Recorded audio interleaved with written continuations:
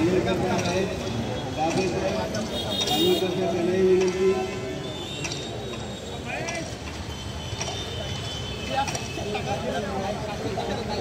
आपल्याला केवळ हा निषेध मोठा आहे पैठणीमध्ये झालेल्या अमानुष्य मारहाणी पोलिसांच्या मारहाणीमध्ये मृत्यू पावलेला जो आपला बंधू आहे परिवर्तन त्याच्या आणि आपला पत्रकृतीचं त्याच्या केलेली नाजूक त्याच्या विरोधात आणि केंद्रीय मंत्री गृहमंत्री अमित शहा यांनी जे बाबासाहेबांच्या बद्दल करायला होती त्या विरोधात किंवा त्याच्या सर्व लोक आणि भारतीय लोक हे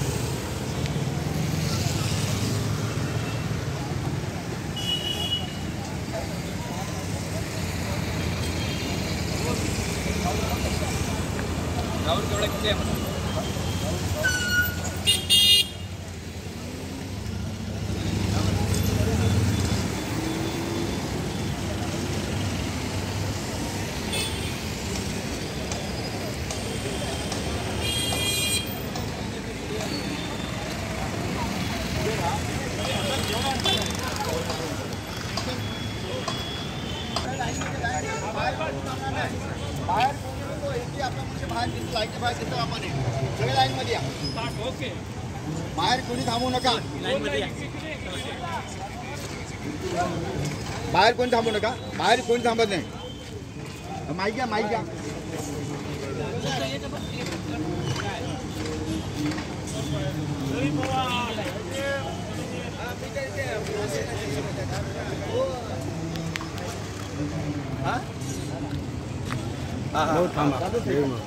सही कर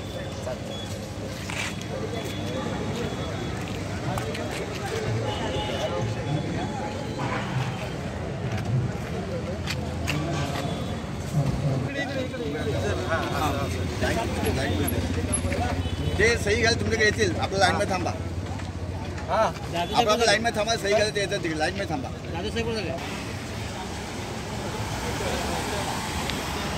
आज आपल्या वसई तालुक्यातील सर्व पक्षाचे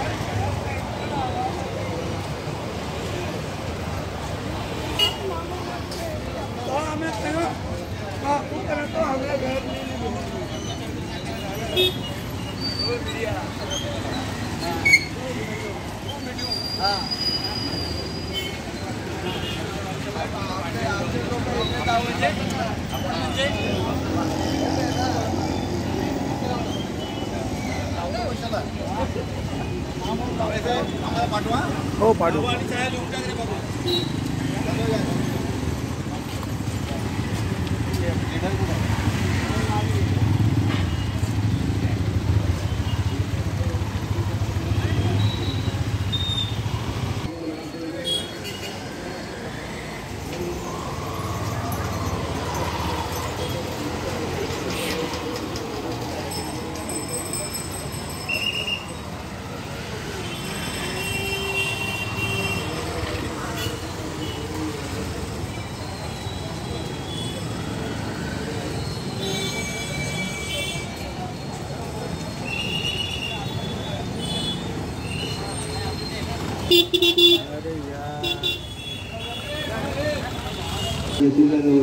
प्रतिनिधी जाहीर शांततेच्या मार्गाने हा मोर्चा आपण काढत आहोत.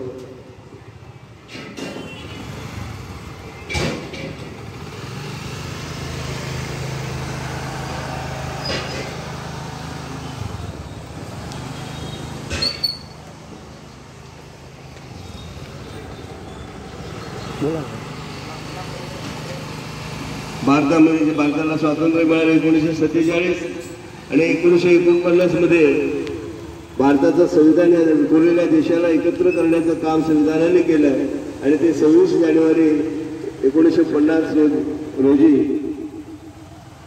त्यावेळेला या ठिकाणी इम्प्लिमेंटेशन झालं आणि तिथपासून हा देश अत्यंत वेगाने प्रगती करतो आणि त्याचं कारण आहे या देशाचं संविधान आणि या संविधानामुळेच आपल्याला आज स्वतंत्र राहता येत आहे. जाती धर्म भाषा पंथ कुठल्याही प्रकारचा या ठिकाणी भेदभाव न करता सर्वांना समान अधिकार नागरी अधिकार या ठिकाणी आम्हाला संविधानाने दिले आणि त्या संविधानाची काही मातृभूमीने केलेली विटंबना त्याचबरोबर त्या विटंबना करण्याच्या दृश्याचा ज्यावेळेला फोटोग्राफी केली तो त्या करणारा जो सूर्यवंशी होता त्याला सुद्धा पोलीस या सर्व घटनांच्या निषेधार्थ आज वसई तालुक्याच्या सर्व जाती धर्माच्या लोकांनी त्याचबरोबर आपल्या न्यायव्यवस्थेने सुद्धा आणि हा शांततेचा लॉंग मार्च आपण वसई तालुका तहसील कचेरी या ठिकाणी आपण त्यांना निषेध मोर्चाने त्यांचा आमच्या ज्या मागण्या आहेत की याचा जाहीर निषेध व्हायला पाहिजे. ज्या लोकांनी गुन्हा केलेला आहे त्या लोकांना म्हणजे जास्तीत जास्त कडक शिक्षा होईल त्यांच्या विरोधात आपल्याला आहे त्यांना आकलन नाही त्यांना वाचन नाही अशा लोकांनी जरी ते पुस्तक असलं तरी सुद्धा आज या देशाचा अभिमान स्वाभिमान आहे आणि हा स्वाभिमान दुखवण्याचं जे जे काम करायचे ते विरोधात हा समाज सर्व समाज भारतीय समाज त्याचा विरोध करेल त्याच्या माध्यमातूनच आपला विरोध मोर्चा निषेध मोर्चा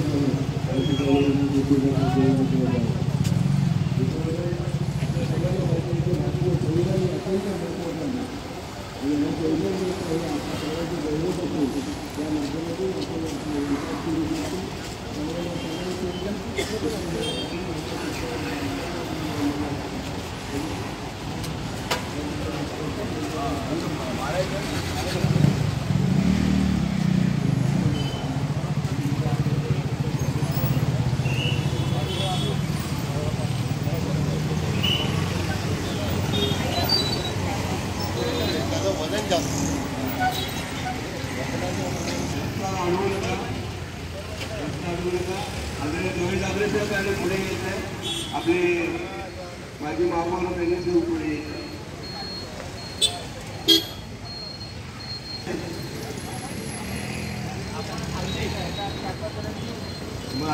सर्वांनी शांततेने आतमध्ये या असं सेम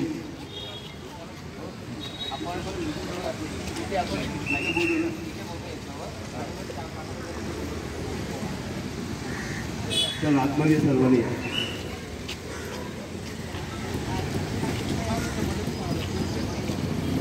गोयल डाबरे साहेबांना विनंती करतो की पुढे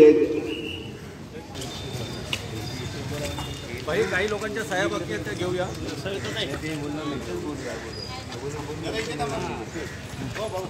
या ठिकाणी सर्वांनी शांततेने उभं राहायचं आहे. काही लोकांच्या सह्या राहिल्या त्यांनी सह्या करा. सगळे असे स्ट्रेट व्हा. सावली आहे काही प्रॉब्लेम नाही. हे दिशेला असं करा. हे दिशेला आपल्याला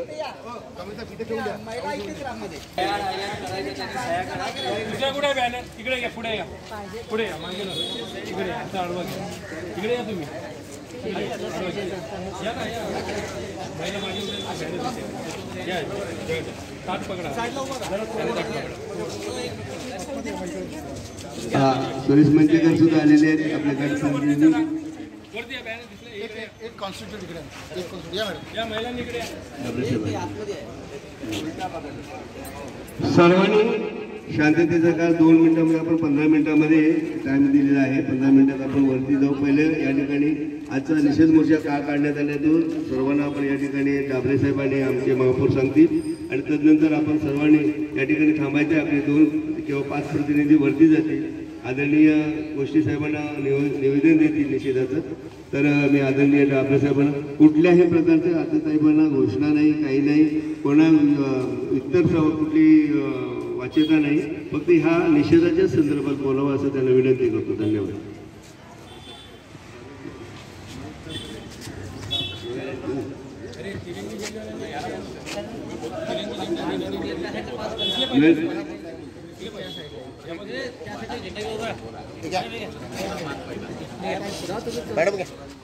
धन्यवाद.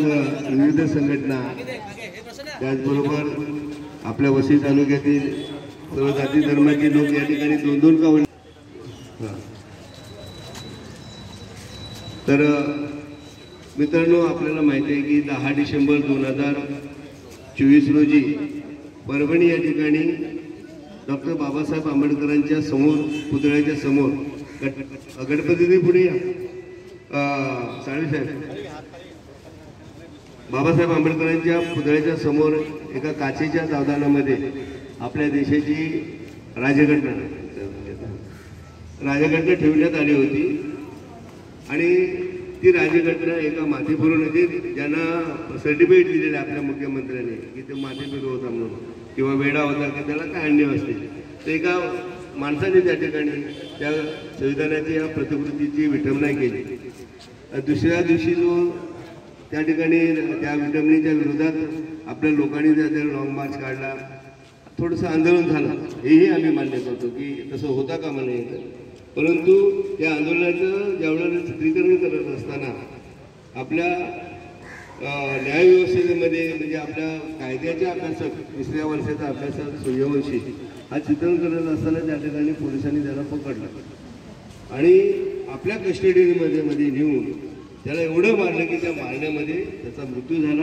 हा मनुष्यवध आहे आणि म्हणून संपूर्ण भारतामध्ये, नुसतं महाराष्ट्रामध्ये नाही, संपूर्ण भारतामध्ये केलं. आणि त्यांनी सांगितलं की असं जर एखाद्याने देवाचं नाव घेतलं असतं तर त्याला स्वर्गात जागा मिळालेल्या, अशा प्रकारचं जे गंभीर असं विधान केलं तर त्याच्या विरोधात संपूर्ण भारतामध्ये आता परभणी शांत झाली असेल, पण या भारतामध्ये सर्व जाती धर्माचे लोक छोट्या छोट्या जत्याने शांततेने त्याच्या विरोधात निषेध मोर्चे काढत आहेत. त्या माध्यमातून आज वसई, विरार, नालासोपारा येथील सर्व जाती धर्माचे लोक, मग तो एक असेल दुसऱ्या कुठले जाते, त्याला आम्ही तेवढं पकडणार नाही, परंतु ते एका जातीचे आहेत, हे प्रतिनिधित्व करतात, ते लोक आज या ठिकाणी आले आहेत. आज राजकीय लोक सुद्धा या ठिकाणी आहेत, माझ्या बाजूला उभे आहेत.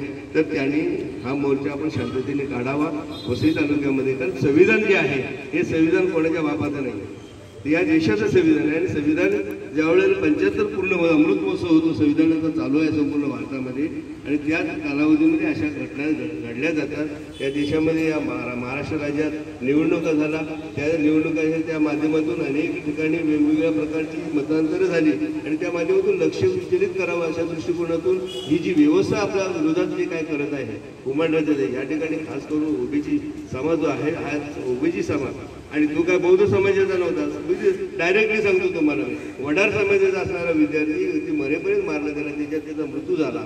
आणि एका समाजाचा माणूस केवळ चित्रकरण करतो म्हणून एवढी अमानुष्य घटना घडते. पोलिसांनी, तरी इथले पोलीस आमच्या वसई तालुक्यात अत्यंत चांगले सौम्य आहेत, परंतु त्या ठिकाणी पोलिसांनी त्याला मारहाण करून त्याच्यामध्ये त्याचा अंत झाला. आणि तो अंत झाल्यानंतर जे काय रान उठले संपूर्ण भारतामध्ये, आणि जे अमित शहाने, गृहमंत्री अमित शहा यांनी केलेली जी गरळ होती त्या विरोधात, तर हे असं होता कामा नाही. कारण या देशाला 150 वर्ष परतंत्र राहून जे काय स्वातंत्र्य मिळालं 1947 मध्ये, आणि ते 47 मिळालेलं स्वातंत्र्य हे चांगलं राहावं, या ठिकाणी भाषा प्रांतामध्ये राज्यामध्ये विभागला हा देश एकसंघ व्हावा, त्या दृष्टिकोनातून बाबासाहेबांनी 2 वर्ष 11 महिने 18 दिवसामध्ये या देशाचं संविधान लिहिलं. आणि या संविधानाची गोड फळं या संपूर्ण समाजाच्या, म्हणजे भारताची मानव समाजामध्ये सर्वांना त्या समप्रमाणात खाता येईल, त्या दृष्टिकोनातून आज संविधानाला 75 वर्ष झाली. आणि त्या माध्यमातून आज आपण एकसंघ आहोत. आणि एकसंघ एवढी प्रगती करते, 150 वर्ष, आणि मोगलांचं 750 वर्ष, अशी किती वर्ष या देशाने पारतंत्र्य भोगलेलं आहे. परंतु स्वातंत्र्यामध्ये 75 वर्षामध्ये या देशाने, या देशातील व्यवस्थेने आज चंद्र, सूर्य आणखी मंगळावरती जाण्याची जी कृती केली, त्याचं कारण आहे की या देशाचं संविधान, या संविधानामुळे आज आपण तुम्ही आहोत. आणि म्हणून आपल्याला खऱ्या अर्थाने जर काय दिलं असेल या देशाने, संविधान दिलं.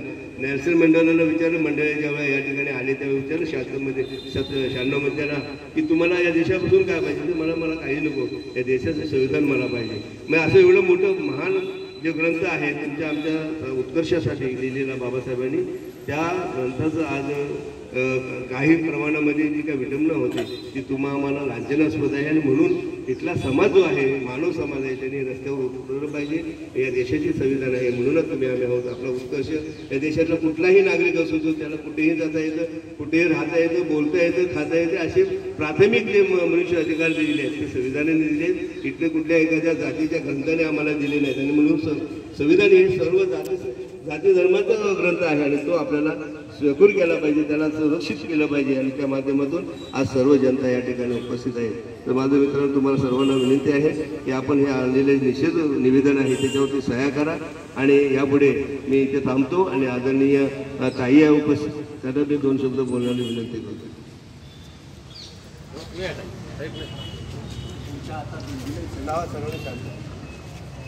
आदरणीय व्यासपीठ आणि माझ्या प्रिय बंधू भगिनींनो,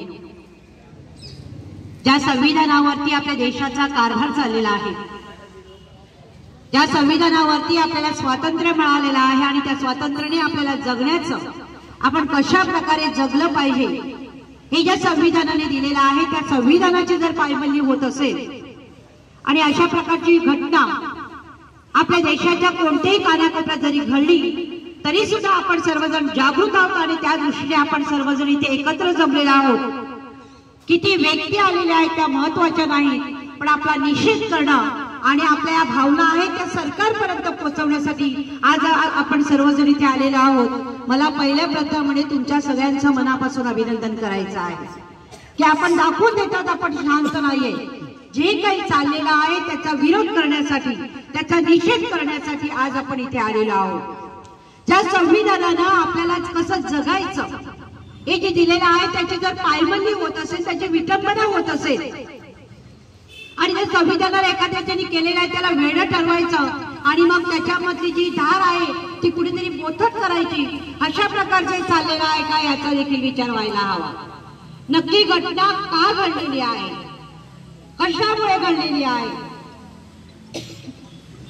आणि त्यामुळे आपण जेव्हा इथे सगळे एकत्र जमतो आपल्यातले आपण एकी दाखवून देतो त्यावेळेला पुढच्या वेळेला अशा प्रकारचं करण्याचं धाडस कोणाला होणार नाही आणि करत असताना एकदा नाही तर 4 वेळा त्याला विचार करावा लागेल. त्यामुळे आपल्याला जागृत राहणं फार गरजेचं आहे, आपल्याला एकीने राहणं फार गरजेचं आहे. आता सांगितलं की आपण कोणत्या धर्माचे नाहीत, पक्षाचे नाहीत, एक माणुसकी या दृष्टीने आपण एकत्र आलेलो आहोत आणि या ठिकाणी आपण आपला निषेध आहे तो व्यक्त करत आहोत आणि आपल्या भावना आहेत त्या तहसीलदारामार्फत आपण शासनापर्यंत पोहोचणार आहोत आणि शासनाला आपण सांगून देणार आहोत की ही जी घटना घडलेली आहे या अशा प्रकारच्या घटना यापुढे घडल्या तर मग कायदा आणि सुव्यवस्थेचा जर प्रश्न निर्माण झाला तर ती जबाबदारी शासनाची राहील आणि त्याकरता आपल्याला मोठ्या संख्येने एकत्र होऊन, कारण जर आपण एकत्र राहिलो तरच आपल्याला जगता येईल. कारण का नाही तर संविधान फक्त त्या पुस्तकात राहायला नको, ते प्रत्यक्ष कृतीत येण्यासाठी आणि ते चांगल्या रीतीने होण्यासाठी आपल्याला प्रत्येकाला जागृत राहणं फार महत्वाचं आहे आणि आपण असेच जागृत राहूया, आपल्यातली एकी आपण अशीच कायम ठेवूया. धन्यवाद. थँक्यू डांबरे. त्यानंतर आपण पण 2 शब्द. भारतीय संविधानाचे शिल्पकार आदरणीय बाबासाहेब आंबेडकर आणि या देशातील ज्यांनी ज्यांनी समतेचा, बंधुतेचा विचार या देशामध्ये मांडला त्या सर्वांना अभिवादन. स्वातंत्र्याच्या चळवळीमध्ये महात्मा गांधीजींनी या देशातील सामान्य माणूस ओळखला, सामान्य माणसापर्यंत गांधीजी पोचले आणि बाबासाहेबांनी त्या सामान्य माणसाला या देशामध्ये कसं जगता येईल सन्मानानं हे सांगण्यासाठी भारतीय संविधान तयार केलं. त्यात त्यांचा मोलाचा हिस्सा आहे.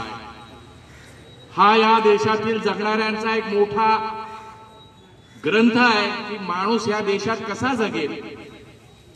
यामध्ये एक गोष्ट बाबासाहेबांनी अनेक गोष्टी सांगितलेल्या आहेत, पण जे आज देशात घडते त्यातलं एक छोटंसं वास्तव मी तुमच्या समोर ठेवतो की अनेक स्तंभ या संविधानामध्ये तयार केलेले आहेत. सरकार आहे, प्रशासन आहे, पोलीस यंत्रणा वगैरे वगैरे सगळं ती प्रशासनातच आली आणि या स्वतःला स्वतंत्र असे अधिकार या संविधानानं दिलेले आहेत। सरकार जसं कोणाचंही असलं, कोणत्याही पक्षाचं हो, कोणत्याही विचारधारेचं हो, परंतु प्रशासनाने जेव्हा तो प्रशासनातला अधिकारी कर्मचारी जेव्हा तो त्या प्रशासनामध्ये दाखल होतो तेव्हा तो या भारतीय संविधानाची शपथ घेतो। तो कोणत्या पंतप्रधानाची शपथ घेत नाही, गृहमंत्र्याची शपथ घेत नाही, मुख्यमंत्र्याची शपथ घेत नाही। आणि म्हणून प्रशासनानं कोणाचेही न ऐकता या देशातील सर्वसामान्य जनतेच्या हितासाठीच काम केलं पाहिजे, याचा आग्रह धरायची आज वेळ आलेली आहे। मी तुम्हाला सांगतो, कारण जी परिस्थिती बदलते आहे, मी राजकीय बोलत नाही, काँग्रेसचं सरकार होतं, आम्ही त्यांच्या विरोधात होतो, त्याच्यानंतर सरकार बदलत गेली, परंतु प्रशासन हे सामान्यांच्या भल्यासाठीच असलं पाहिजे।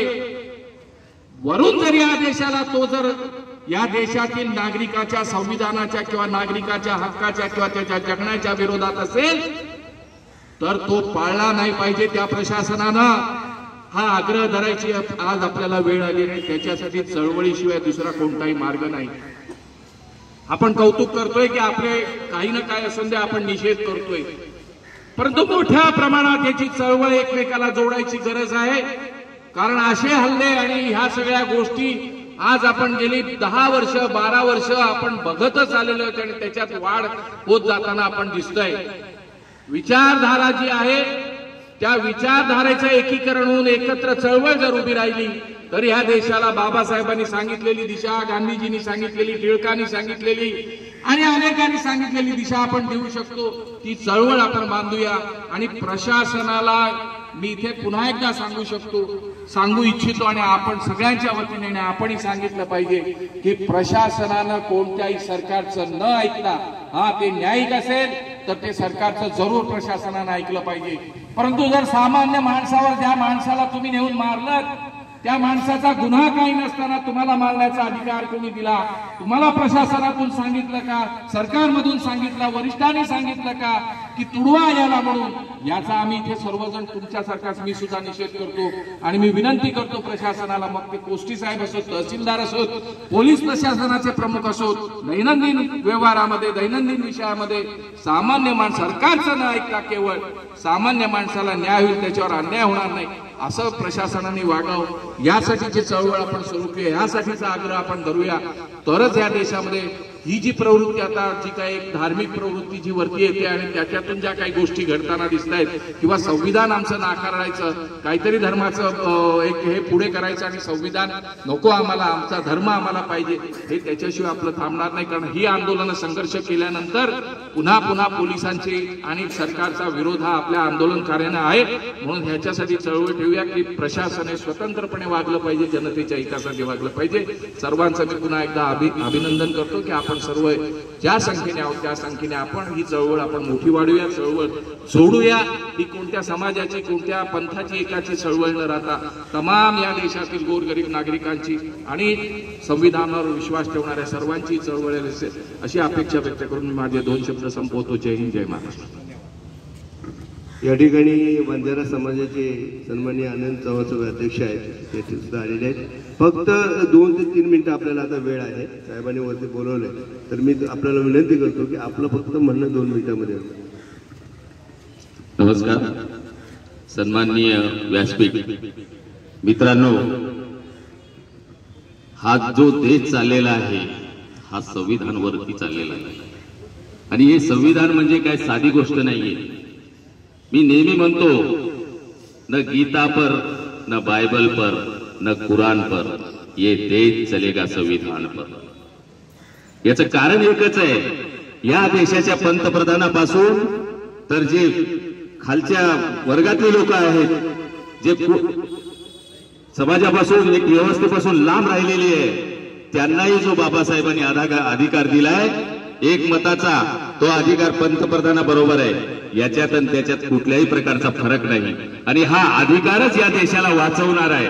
आणि आपण या 10 वर्षाच्या कालावधीमध्ये बघितलं, नेहमी संविधान डोक्याला लावायचं आणि त्या संविधानाचा अपमान करायचा ही भारतीय जनता कुठेही सहन करणार नाही.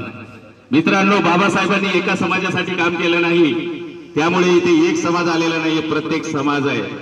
अहो विचार करा, जे स्वातंत्र्य मिळालं ते स्वातंत्र्य प्रत्येकाच्या वाट्याला बरोबरीने देणं हे फक्त बाबासाहेबांच्या अधिकारातच येऊ शकतं, कोणी दिलं नाही. मित्रांनो, मी जरी माझा आज इथे भाषण करण्यासाठी उभा असलो आणि कुठला कायदा जर मला सांगितलं लिहायला, तर मी माझ्या समाजाला त्याच्यात झुकतं माप देईल.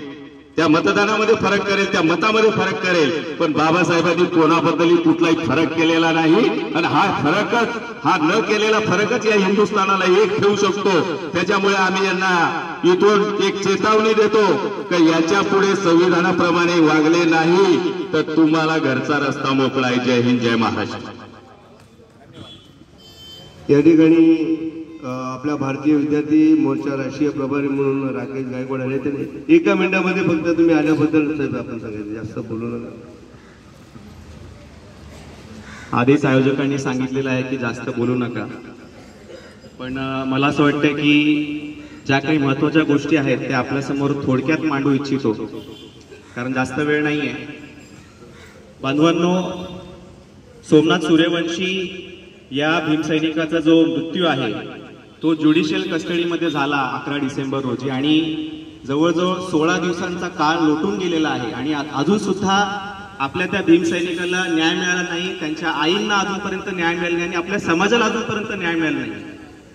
आणि न्यायासाठी आम्हाला रॅली काढावी लागते, मोर्चे करावे लागत आहेत. ही सर्वात खेदाची बाब आहे या भारतामध्ये की एखाद्या व्यक्तीला न्याय मिळण्यासाठी मोर्चे काढावे लागतात. ही सर्वात निंदनीय गोष्ट आहे. त्यामुळे तुम्हाला मी एवढंच सांगू इच्छितो की ज्या अण्णाजी पंतांनी त्यांच्या पूर्वजांनी आमच्या गळ्यामध्ये मडकं आणि पाठीला झाडू लावला होता, त्यांचे वंशज आज महाराष्ट्राच्या गादीवर बसलेले आहेत, आज ते मुख्यमंत्री पदावर आहेत आणि ते लोक आम्हाला न्याय देतील याची वाट आम्ही बघणं हा मूर्खपणा आहे. त्यामुळे आज जर आम्हाला न्याय मिळवायचा असेल तर आम्हाला संवैधानिक मार्गाने संघटित होऊन लढा उभा राहावा लागणार आहे. आणि सोमनाथ सूर्यवंशी तुमच्या माहितीस्तव सांगतो, बऱ्याच लोकांना माहित नसेल, वडार कम्युनिटीतला आहे, डिनोटिफाईड ट्राईब मधला आहे, तो वडार कम्युनिटीतला आहे. आणि तो तरुण, तो विद्यार्थी, लॉचा विद्यार्थी, तो संविधानासाठी लढत असताना त्याला मृत्यू आलेला आहे, तो अमर झालेला आहे आमच्यामध्ये. परंतु जर त्या व्यक्तीला, त्या विद्यार्थ्याला न्याय मिळाला नाही तर ते आमच्या समाजासाठी फार खेदाची बाब असेल. आणि भारतामध्ये संविधान लागू असताना जर न्याय मिळणार नसेल तर साथियो, आम्हाला कुठेतरी आता बंड करावं लागणार आहे. कारण मी थोडक्यात सांगितलं तुम्हाला की ज्यांच्या पूर्वजांनी आमच्या गळ्यात मडकं टाकलं त्यांचे वंशज आमच्यासोबत न्याय करणार नाही.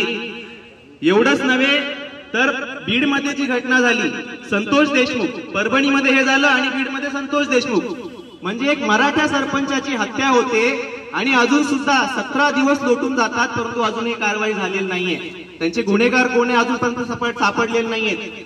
आणि या सर्व गोष्टींच्या मागे तुम्हाला थोडक्यात सांगतो, शेवटचा आणि संपवतो, या सर्व गोष्टींमागे अमित शहाचं स्टेटमेंट असू देत ज्यासाठी आपण मोर्चा काढलाय, किंवा ही हत्या असू दे सोमनाथ सूर्यवंशीची, या सगळ्या गोष्टी ईव्हीएम मशीन मध्ये केलेल्या गडबडीला डायव्हर्ट करण्यासाठी करून आणलेल्या गोष्टी आहेत.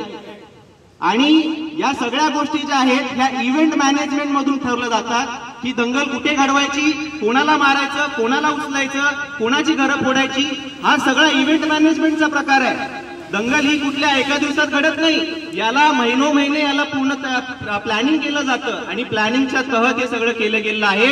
फक्त यासाठी की ईव्हीएम मशीन मध्ये गडबडी करून महाराष्ट्रामध्ये जी यांची पेशवाईंची सरकार आलेली आहे त्यावरती आमचा डोळा जाऊ नये, त्यावरती आमचं लक्ष जाऊ नये, म्हणून आमचं लक्ष डायव्हर्ट करण्यासाठी हे कांड घडून आणलेले आहेत. आणि म्हणून त्यांना स्टेटमेंट द्यावे लागतात आणि त्याच्या विरोधामध्ये आम्ही काय करतो, निषेध रॅल्या करतो. म्हणजे आज जे सत्तेमध्ये बसलेले लोक आहेत ते क्रिया करतायत आणि आम्ही प्रतिक्रिया देतोय.